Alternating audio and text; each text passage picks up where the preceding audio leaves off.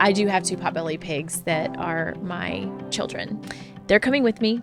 That is non-negotiable. And yeah, I mean, we're going to break it down today and talk to you guys about what that entails. I know this is a unique situation because most people are not bringing their potbelly pigs to Europe from the U.S.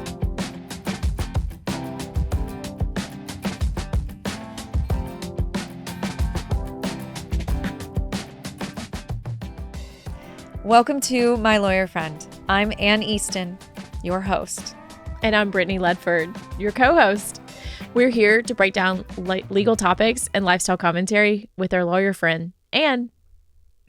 Yep, that's us. Casual, informative, and always real. Let's get into it. Before we start, the information, opinions, and recommendations presented on My Lawyer Friend podcast are for general informational purposes only and shouldn't be construed as legal advice on any subject matter. You shouldn't act or refrain from acting on the basis of any content included on this podcast without seeking legal or other professional advice. We are simply providing insight into our past professional experiences, and should you need legal advice, you can certainly contact me, or we can connect you with an able-minded attorney. Okay, so last episode, I talked about my move to Paris, which is very exciting. And a lot of people take deep breaths in my life that are here when I do say that, because they're like, I don't want her to go. And Brittany especially, because we have a podcast together. But today is not about me. And Brittany's not asking legal questions. I will talk a little bit about the law, but it's not about me. Today, we're talking about your move. We are. Yes. Yeah. We're going to do it. So tell the people. So I am moving to Italy. Yay. I have been outed. I don't have a date. I'm not even close. I'm working towards it. This is not just like a dream I've been entertaining. This is basically it's a plan that I've been building for years. It's a little more complicated.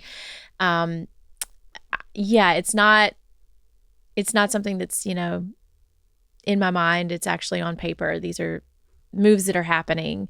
Right. Just don't have a date. Yeah. And I mean, she's been planning this quietly for a long time, and most people actually don't know about it, but it was part of one of the ways we connected. I think so. Yeah. Very weird how the universe brings us together when, brings you what you need. And I think that was one of the things that was interesting to me was that we both had this. I had this since I was 7 years old. Yeah. Did I ever tell you about that? No. I was obsessed with, my grandparents were world travelers after they retired, and they took me along here and there. And I was just obsessed with the idea of having a different accent. I hated my Southern accent. Aww. Now it just is what it is. I'm never getting rid of it. Well, it's lovely. But I said to my mom at the age of 7, I said, Mom, if I move now to England and I live there and I go to a boarding school. Oh, I wanted a British accent. Maybe I could have a British accent. And she's like, first of all, and guys, my mom. I'm not sure that's how it works. Forgive my mom for saying this. She said people send their kids to boarding school that don't love them.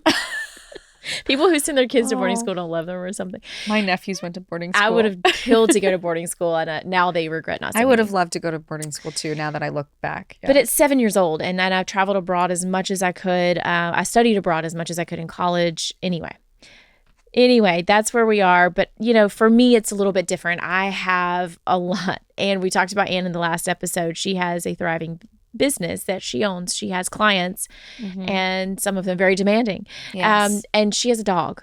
And lucky for her, she has those things and not the things that I have. So mine's a little bit more complicated. Right. I have property and I have animals. Yes, you've got animals. Yeah. Not just dogs, because my situation was even easier having Ellie, because Ellie is 12 pounds. Yeah. And she goes under the seat. It's really quite easy. Yeah. And your situation's a little bit different, girlfriend. So today we want to we've talked about this in the pre-planning phase, and we talked about my desire and plan that I'm building to move. And I've decided to share this with people who are listening because we want to walk through what this actually looks like and really talk about more of a more complicated scenario, which would be me and my life, the logistics, legal questions, and the animals. Right. And the bigger animals. The animals. The animals, yes. That's going to be the most complicated. Right. The bigger thing underneath all of this is that this is a decision that we've made I've made because the life for me is just not in the United States anymore. I love this country very much. I'm so blessed and so proud to live and be born here. But what I want out of life is elsewhere. And so while I'm very happy here for now, I'm content knowing that I will be leaving. Yeah. That is something that I will be pursuing in the near future. Right. Amazing. I will be an expat, just Same like girl. my friend here in the room beside me. Exactly. Okay. So Italy, which is so exciting. I mean, when I'm in Paris, actually, I chose Paris because I want to be in Italy, but I know that I won't get any work done if I'm in Italy.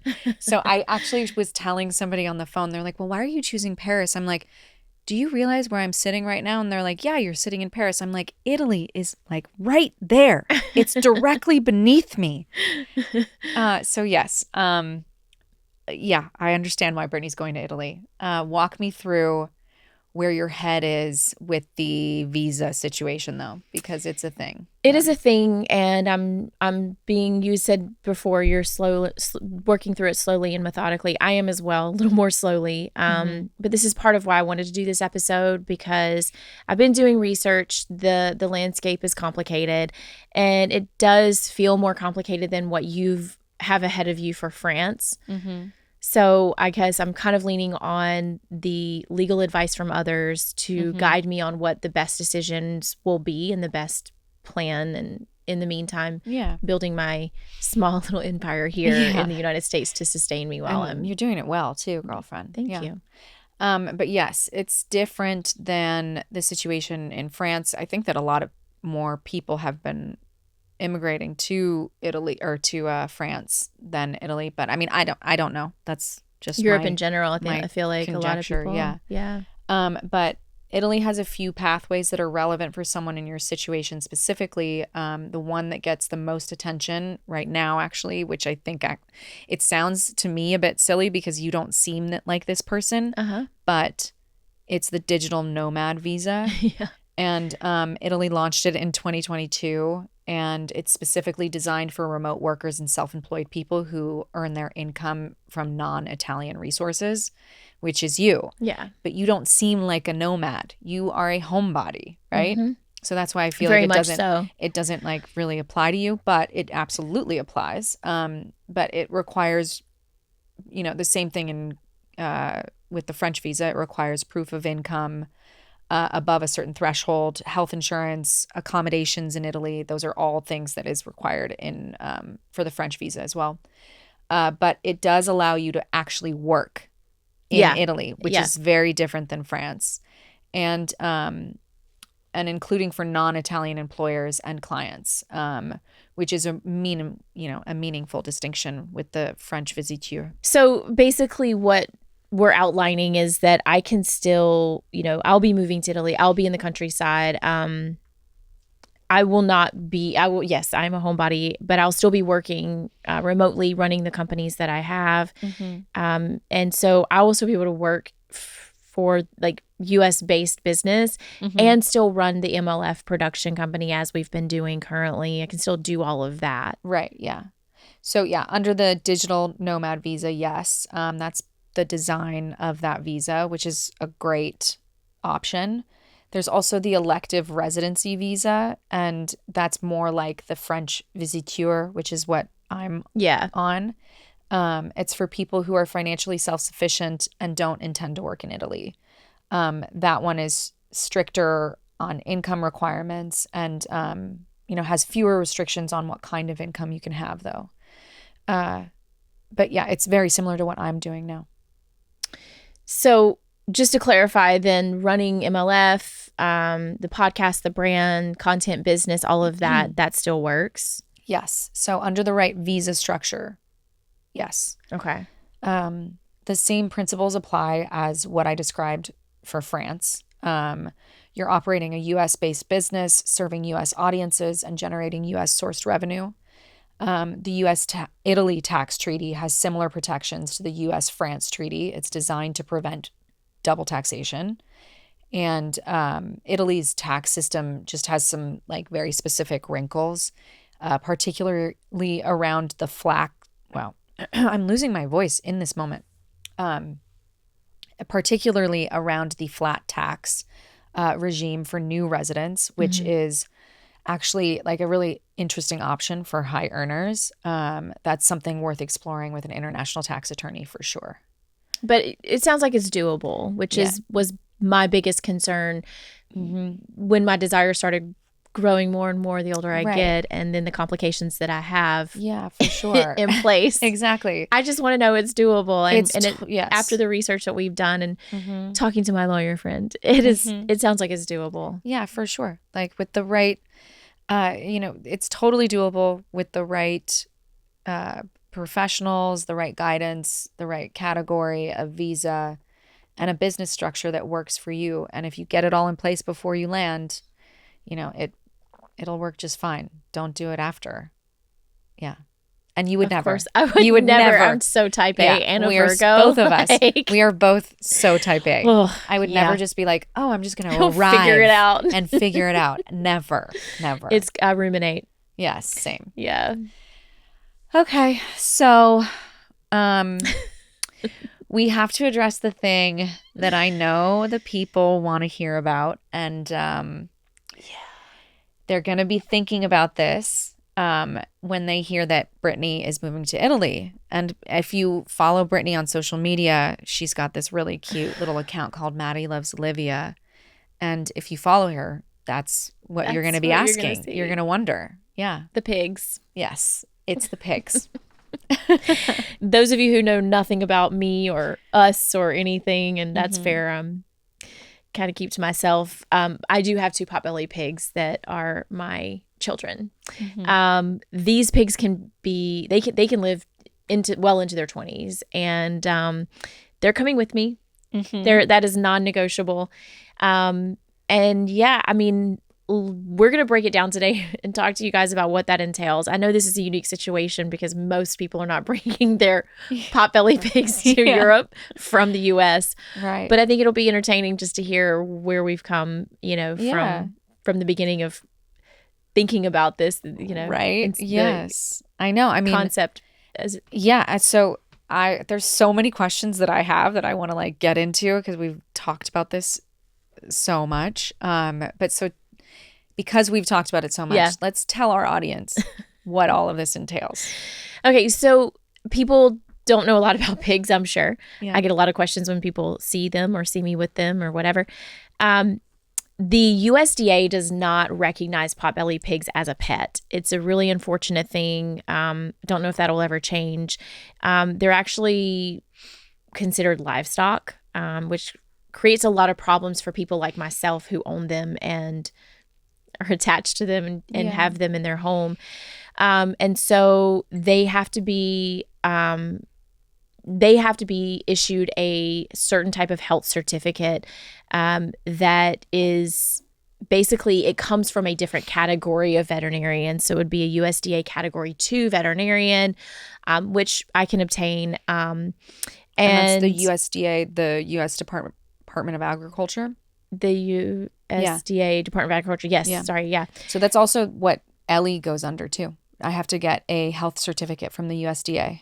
Okay. But the category for her different. would be like Maddie, Millie and Olivia would be Category 2. Okay. It's basically a classification of veterinarians that issue this certificate saying, so we have a vet right now. We love our vet. Course, yes. Shout out to our vet.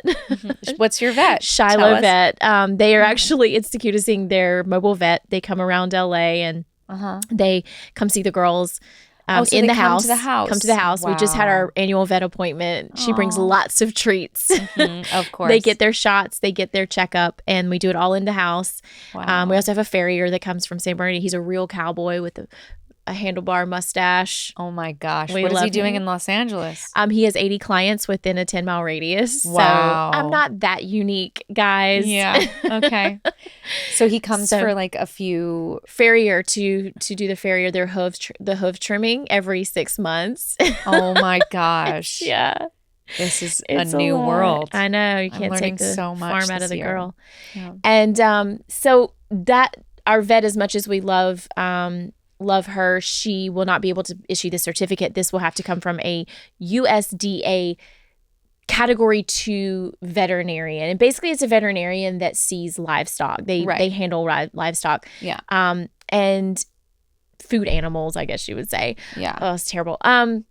So the EU, the European Union, has extensive disease control requirements for swine coming from the United States. I'm sure for any country. Yeah. Things like African swine fever protocols, foot and mouth disease, any of that. Now my pigs have been quarantined. Basically, I can say quarantined, but they mainly stay on my property in Los Angeles. Here and there we'll go hiking, but it should be pretty. I don't want to jinx it, but it should be pretty, seamless to get that done. Yeah. But the certificate must be USDA endorsed, and the animals must arrive in Italy within 10 days of that endorsement. So It's the same planning for must Ellie occur. too. Yeah. Yeah, and I think that's going to have to occur in Georgia, actually, not Right. in California, because the plan will be to leave from there. Right. So, And so you're going to fly them from Georgia then? Yeah. That's the plan. On a commercial airplane? no, ma'am. Yeah? No, ma'am. Okay. We have rules on Delta. Yeah. Yeah, and Right. unfortunately, as much as I do love my Delta Airlines, but commercial airlines do not allow they do not transport livestock Yeah. as they're considered. They're my babies. They're not livestock. Right. But They're 2 potbelly pigs. they are, and it's Yeah. actually very dangerous. Right. Pigs, because their snout, the way that they breathe and all that, you don't want them confined for 12 hours. No. No one observing Yeah. them, that kind of thing. I wouldn't want to do that to them anyway. Right. And I was talking to someone about maybe what if we shipped them, but then shipping would be like 2 weeks, and then someone would have to Impossible. take care of them. Yeah. And that would be there. Or you could live on a ship with your pigs for 2 weeks. That's Could the you only way it would imagine? work. I know. It's the only way. I would not allow them to be out of my sight for 2 weeks. I know. Yeah. So no, it's a great thought. I think Yeah. let's just do it like quick and dirty. Yeah. Quick and dirty. Like, get it Yeah. over with. Okay. Yeah. And so, Right. So, so you can't take a commercial airline. So what do you do? so we're actually going to drive them to Georgia first. Uh-huh. And the idea has always been to have them settle in Georgia. I have property there. I have family there. It won't be that crazy. Yeah. And have them settle in there for probably at that point a few weeks, because Right. it's a lot. Pigs are Okay. not meant to move around that much. Right. So you drive them to Georgia. Okay. Yeah, and California has its own interstate livestock movement regulations that will create some complications. So with that, I have to make sure that they, have their health certificates, all the things in place before we even leave, Wow. and then have it set up for the USDA Class 2, Category 2, whatever veterinarian certificate, health Wow. certificate to happen, Oh which my gosh. will make it happen. Look, where there's a will, there's a way, and I will make it happen. Yeah. Okay. So then what? The idea would be coming from, I would think, it will be from a direct flight, probably Atlanta or Miami, Okay. somewhere where I can find a hub for a private jet. Yeah. You charter a private Charter jet. a private jet solution. Awesome. I am Yeah. actually thinking, because I've been writing a lot, as you mentioned. Yeah. I am thinking about writing a little short story about this. This will be documented heavily. I mean, I can I'm sure. imagine But how it's I gonna would go. love to write even, oh my gosh, what if we write like a little children's story about traveling your pigs from Atlanta country. to Tuscany? Oh my gosh. They're gonna I have to just learn came up with this Italian. idea. I just got the chills. We're going to write a children's book about this. And how they learned Italian. Don't steal our idea. I'm copywriting this right now. Just so you know that you can't copyright ideas. Anyway. And I want to say this, I want to recognize the fact that people who are listening while you're driving or doing your laundry, you're probably rolling your eyes saying, ugh, you're spending all this money. I don't fly on private jets. Well, I'm not a Should we talk about that then for a second? We should. Okay. So it's so Brittany and I don't have children, and I think that anyone who has children knows how much those kids cost. And to us right now, not that, so Brittany has a different idea of what she wants for her life. Yeah. I eventually do want children, but I also have a dog, and having a dog is very expensive. Yeah. And well, your dog, she only eats the premier food. I know, she really does. When she eats, gosh. She eats. But for Brittany, and she explained this to me, and because I adore and respect her, she explained to me what is important to her, and these pigs are very important to her, and they're her children. Mm-hmm. And I think I remember saying, I was like, well, Britt, wouldn't it be like, if you want to move to Italy, wouldn't it be okay to like leave them on a farm in California? And what was my response? Would you ever leave Ellie, my dog? Would you ever leave Ellie on a farm in California? I said, wouldn't it be okay? And I'm like, well, no, but she's like a small dog and she's my puppy. And she's like, well, these are my children. Yeah. And in that moment, I was like, oh, okay. Yeah. Okay. And you just accept it because I love and respect and adore you. And you accept that this is what you want to do. And it's your money. You made it. You get to do whatever you want to do with it. And you're all spending $30,000 to, send your kid more than that to send your kid to school, or even to raise a child, just to raise them and to go to like boarding school or to go to like grade school even. And let me say this, I think that, thank you for accepting my quirks, but it's these are animals that are living into their 20s and potentially, and that's how old are they right now? Olivia she's 7 and Millie's 4. So we have a long road ahead of us. Yeah. And thank goodness. But they can live to be like 20, 25? I've known the oldest one I've known was 23. Okay. So yeah, I'm sure 20. Yeah. Wow. I don't know if I don't. Yeah.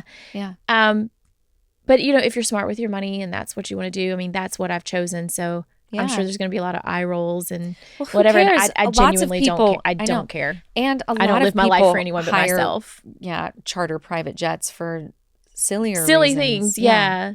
Yeah. So I kind of want to be on this plane.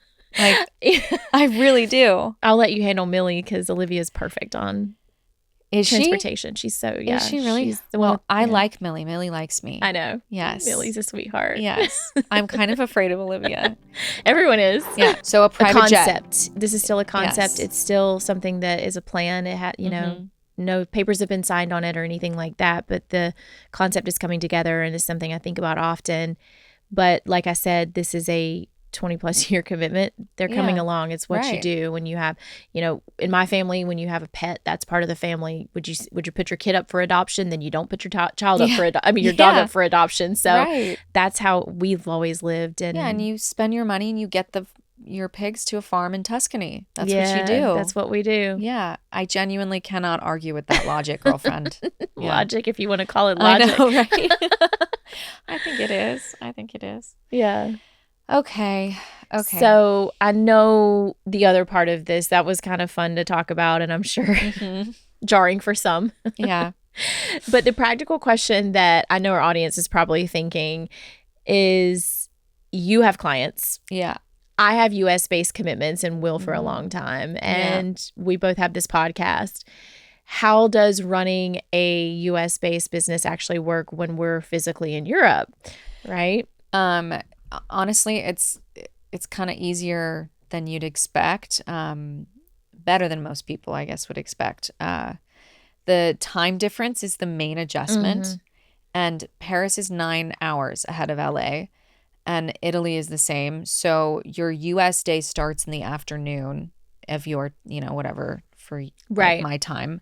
And those client calls and team meetings and podcast recordings and stuff. I mean, for you and I, when we do that, I'll do everything in my afternoon or evening, right? We always talk when you're having your evening glass of wine before you go out on a date or dinner or plans, and it works great. It did. It did work great. But so that all happens when everyone in the US is waking up, and which, is the afternoon and evening for us in Europe. But it really worked for me specifically because I started working with another law firm that I partnered with, and I would get assignments from them where they would send me like a deal to work on. and they'd give it to me in their morning. I'd get it in my evening and then would work on it the next day. So when then they woke up in the morning, the work would be done and they'd have it in their inbox in the morning. I mean, that's like a fantastic structure. It's amazing how that works for you and in my situation. And I don't plan on this changing too much. You know, a lot of my work in my companies is working on the companies, not in the companies. That was the whole idea. And it's just the checking in, the leadership, and financials. And for me, I'm very much of a morning person. Right. I like to rise and shine when the sun comes up. So I can then, you know, I'm actually dreaming about it. Just being able to get up in the morning and have a productive day. Yeah. And prepare my day. So when the afternoon does come and everyone's waking up in the US, then I have my calls, my meetings that I need to have. Yeah. I'm still very productive in doing what I need to do, but it, like you said, the only thing that changes is the time of day that I'm having these conversations remotely. I'm still, just to be clear, I'm still remote with all of my businesses. Yeah. I still have a corporate job. Like I'm still living life and checking in here and there. Yeah. So I'm on that path as well. Right. And so, yeah. And I think that the other thing to keep in mind is that we've been talking about this for 2 episodes now. Our move, my desire to move, my plans to move, all the things, and the fact that we will be expats, but we're not disappearing and we're not going to be gone forever. No, and I mean, the world makes it easy for us to travel back and forth. Exactly. And that's always been in my plan, is to not leave and, you know, and never return, burn the bridge and never go back. It's enjoy the life that I've always dreamt of having, that I've worked so hard to have in that place that to me is so beautiful and valuable, and then come back to reality when I have to, and still enjoy the beautiful parts of Los Angeles and Georgia and the things that I'm still tied to. What's so funny about what you just said, the US. Your reality is going to be that. That will be your reality. This will just be like kind of and that's part of it. I call California the hard stuff. For me, it's the hard stuff is here. Right. Like it's like the TLC. Yeah. Taking care of business. TCB. TLC is TLC. What is TLC? Tender loving care. Tender loving care.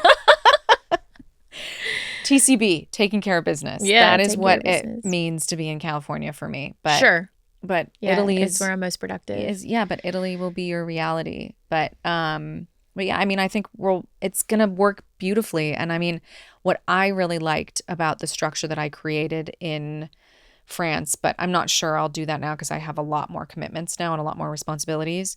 I structured it where all my clients knew that I would only have calls with them from 8 a.m. until noon. And then after that, I wouldn't be available until the next day. And if they can't catch me in those hours, then it wouldn't work. But I was like, I could talk to you super late in the evening as well, but I don't like to have those kinds of calls at midnight, my time. But I also said that I would only take those calls Mondays through Wednesdays, because Thursday through, because I mean, it eventually, but it also eventually, it would cut into my ability to have dinner with my friends or to go on a date. And the reason that, it's funny you mentioned that this has been in my mind for many years, right? I mean, starting at age 7, we spoke about, but then as I've gone through my life, and it just never felt like a possibility until now.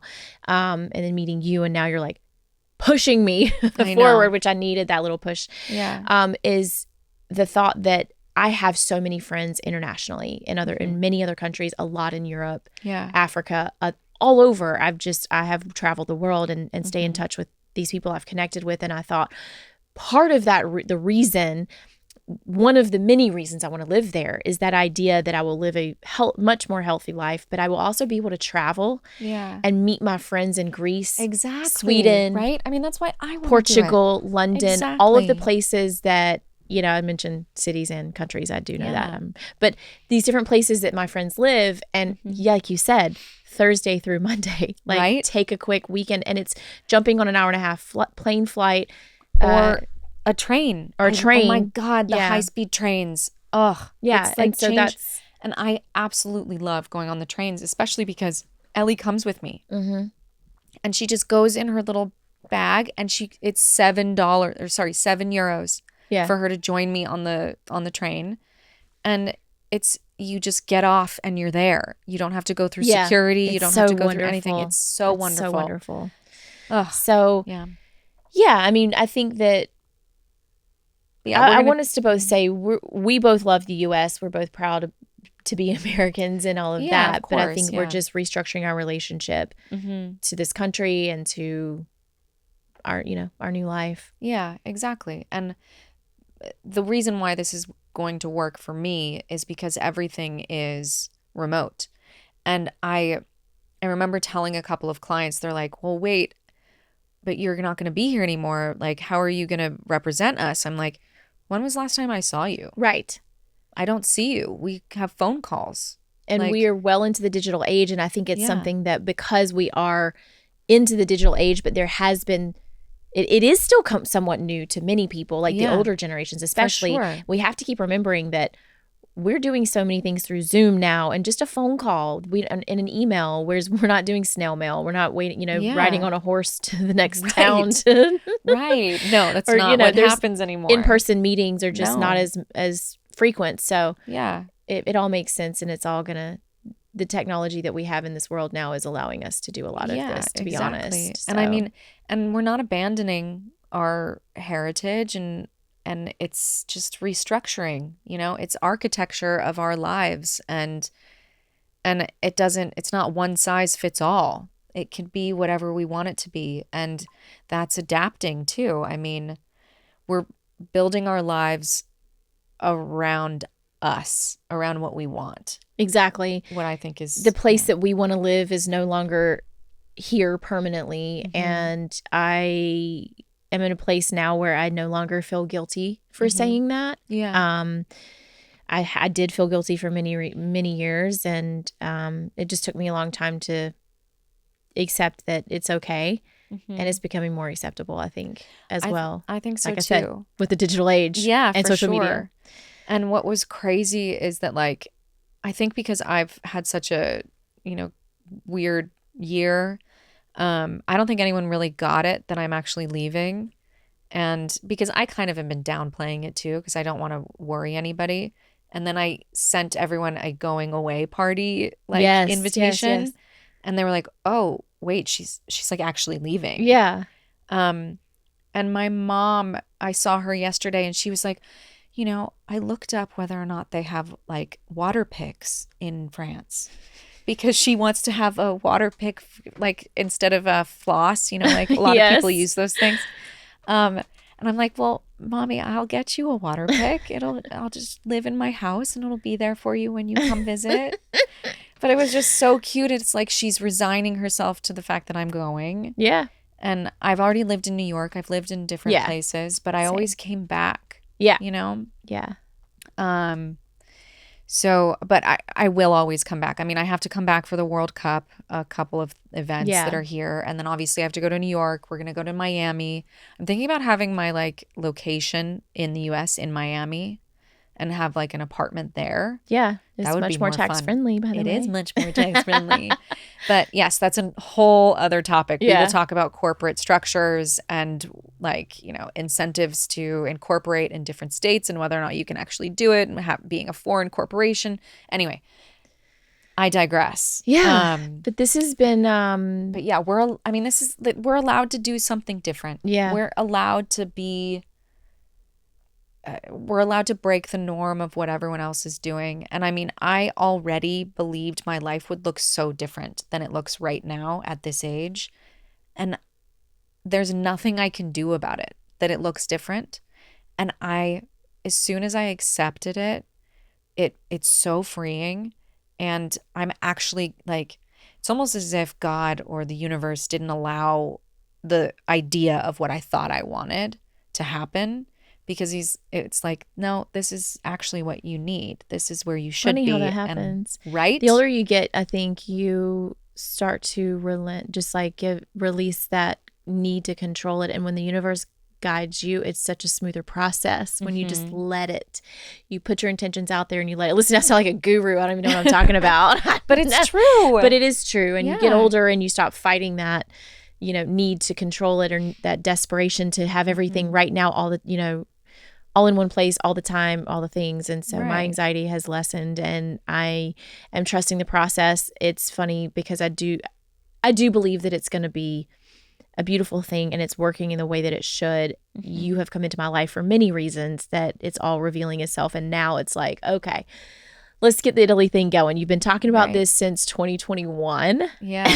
And so Yeah, see, the Italy it's thing like- specifically, I've always, my entire life, have wanted to be in Europe. And I could tell Right. many stories later about how I almost ended up there and didn't. And Yeah. so, but But listen, I do. I think that we are like, we fall into each other's lives Yeah. for a reason, and it like makes itself known in different ways, manifest in different ways. But for sure. yeah. So, listen, if anything, stay tuned so you hear more about the pigs. Because Yes. if any of this is interesting, maybe the gosh. pigs will be. And I don't know.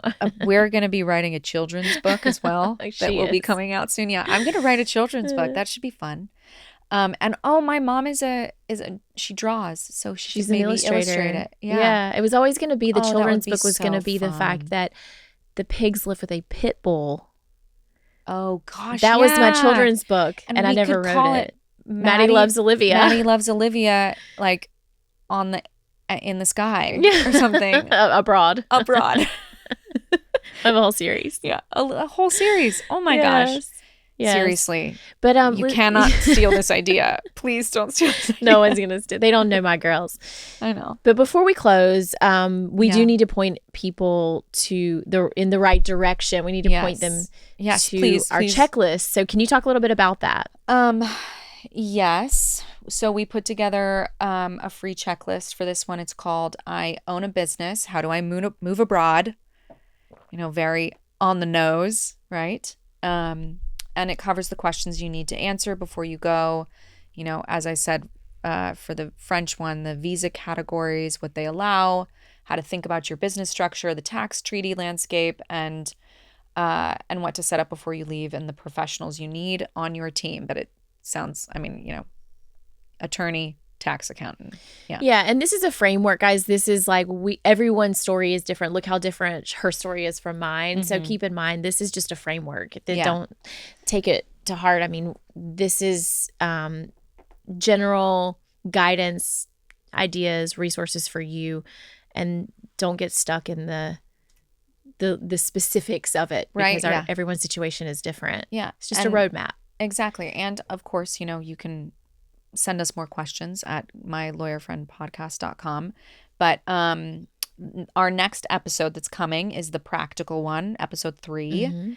And we're going to be talking about what Brittany is going to be building before she leaves for Italy. Departure. Yeah, before her departure, which is the ADU conversion, and the podcast studio, and the Airbnb play, and what happens to your property value when you do all of this. Yeah. And why building the infrastructure now is the best move for you right now.